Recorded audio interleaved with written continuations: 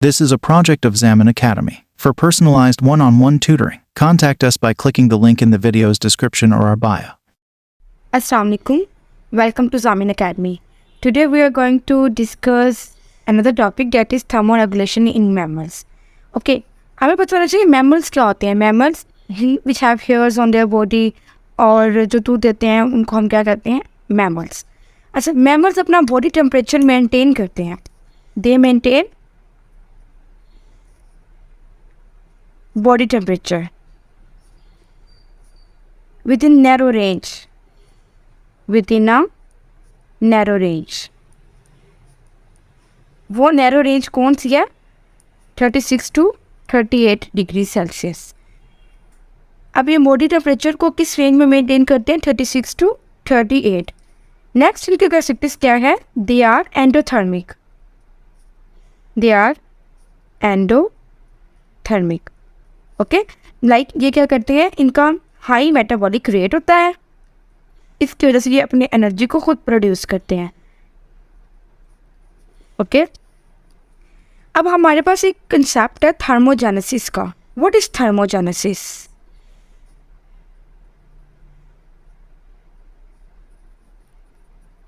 Thermogenesis क्या होती है? Thermogenesis, thermo means heat and genesis means production. So production of heat within the body is called thermogenesis. Production of heat within the body, इसको हम क्या कहते हैं? Thermogenesis. अब थर्मोजेनेसिस हमारे पास दो तरह की हो सकती है. एक हमारे पास है शिवरिंग थर्मोजेनेसिस और एक हमारे पास है नॉन शिवरिंग थर्मोजेनेसिस. अब शिवरिंग थर्मोजेनेसिस और नॉन शिवरिंग थर्मोजेनेसिस में क्या डिफरेंस है? शिवरिंग थर्मोजेनेसिस में आता है production of heat due to muscle movements. ये बहुत इंपॉर्टेंट शॉर्ट क्वेश्चन भी है और ये इसको समझना भी बहुत ज़रूरी है. बहुत मेजर डिफरेंस है इनका. Production of heat due to production of heat due to muscle movement. और नॉन शिवरिंग थर्मोजेनेसिस क्या है? प्रोडक्शन ऑफ हीट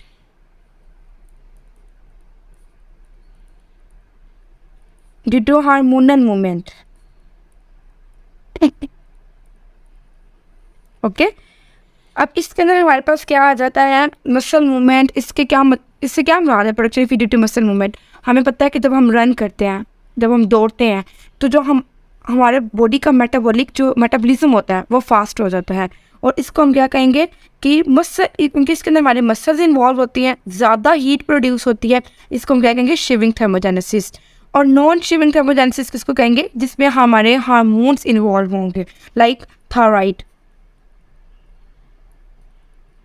ओके, अब इसके अंदर दो थर्मोरेगुलेशन इन मैमल्स के अंदर दो तरह की अडेप्टेशंस है. अडेप्टेशंस कितनी तरह की है? दो तरह की है. एक हमारे पास कोल्ड टेम्परेचर है और एक हमारे पास वार्म टेम्परेचर है.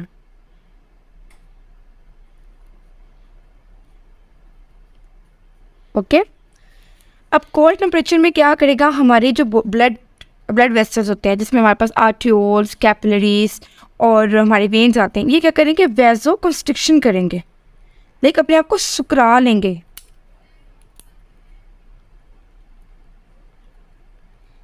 जब ये अपने आप को सुकरा लेंगे, वेजो कंस्ट्रिक्शन होगी, तो लेस एनर्जी डिसिपेट होगी, लाइक हमारी बॉडी से कम एनर्जी खारिज होगी. Less energy dissipate. ओके, इसके अलावा जो कोल्ड टेम्परेचर वाले मैमल्स होते हैं, ये क्या करते हैं? ये एयर को ट्रैप कर लेते हैं अपने हेयर्स में.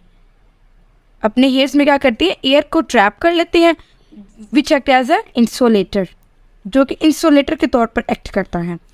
एक बहुत इंपॉर्टेंट कंसेप्ट यहाँ पे डिस्कस किया हुआ है ब्लबर्स का हमारी बुक के अंदर. अब ब्लबर्स क्या होते हैं? ब्लबर्स क्या है? एक थिक फैटी लेयर है, thick fatty layer under epidermis.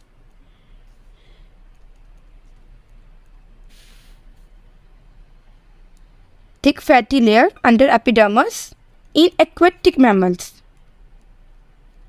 In aquatic environment, इसको हम क्या कहेंगे? ब्लबर्स. इसमें इसकी एग्जांपल में हमारे पास वेल्स आ जाती हैं. देखिए ब्लबर्स क्या है? एक थिक फैटी लेयर है. ये thick fatty layer cold environment में क्या करती है? अपने टेम्परेचर को मेंटेन करती है. इसको हम क्या कहेंगे? ब्लबर्स. एक्वेटिक इन्वायरमेंट जैसे फिशेज, लार्ज फिश, शार्क आ जाती है, वेल्स आ जाती हैं, इनको हम क्या कहेंगे? ये ब्लबर्स के अंदर आते हैं. इनकी फैटी लेयर बहुत ज़्यादा थिक होती है और ये अपने इन्वायरमेंट को इस तरह से मेंटेन करते हैं. अगर हम बात करेंगे वार्म टेम्परेचर की, ओके, वार्म टेम्परेचर में ये क्या करते हैं? वैसोडाइलेशन.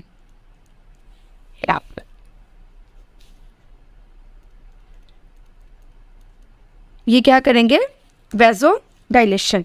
वैसोडाइलेशन करेंगे तो मोर एनर्जी रेसिपीड, ज़्यादा एनर्जी खारिज होगी.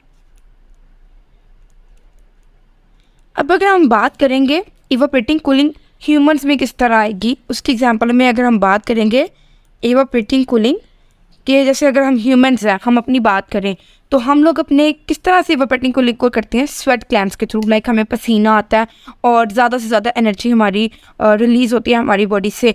तो इवापोरेटिंग कूलिंग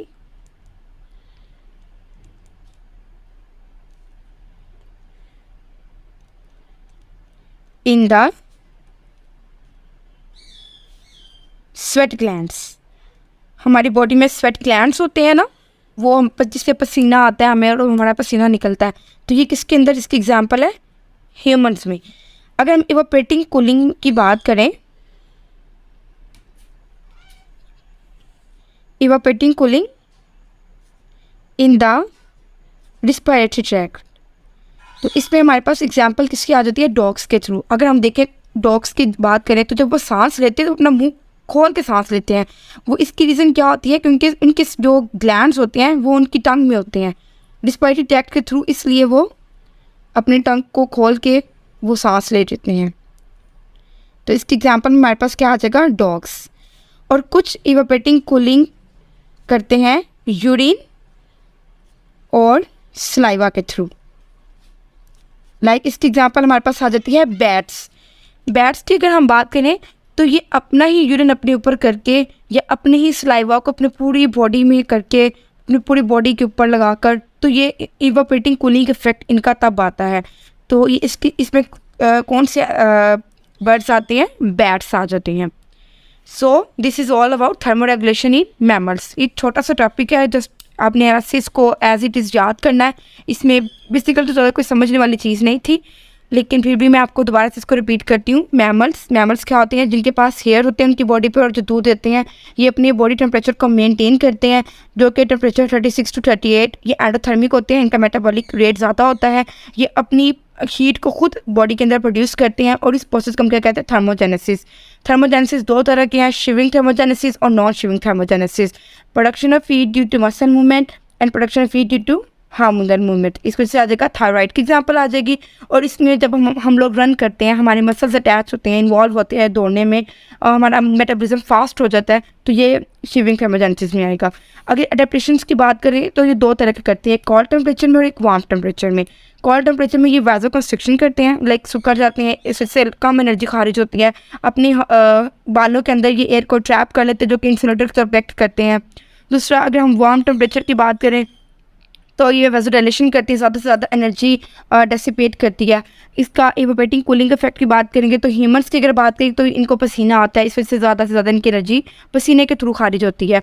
और अगर हम रिस्पिरेटरी ट्रैक्ट की बात करें इवापोरेटिंग कूलिंग डॉग्स में, तो इनके जो इवापोरेटिंग कूलिंग इफेक्ट होता है वो इनके रिस्पिरेटरी ट्रैक्ट मतलब सांस की नाली में होता है, और इसी के थ्रू वो इस वजह से जो डॉग्स होते हैं ये मुँह खोल के सांस लेते हैं. Evaporating cooling urine and saliva, like इसमें एग्जांपल आ जाएगी बैट्स की, कि जो अपना यूरिन अपने ऊपर कर लेते हैं या अपनी सलाइवा को कम्प्लीटली अपने ऊपर फैला लेते हैं अपनी बॉडी के ऊपर और ये सांस लेते हैं. इस तरह से इनको इवापोरेटिंग कूलिंग इफेक्ट फील होता है. So this is all about thermoregulation in mammals. Thank you so much.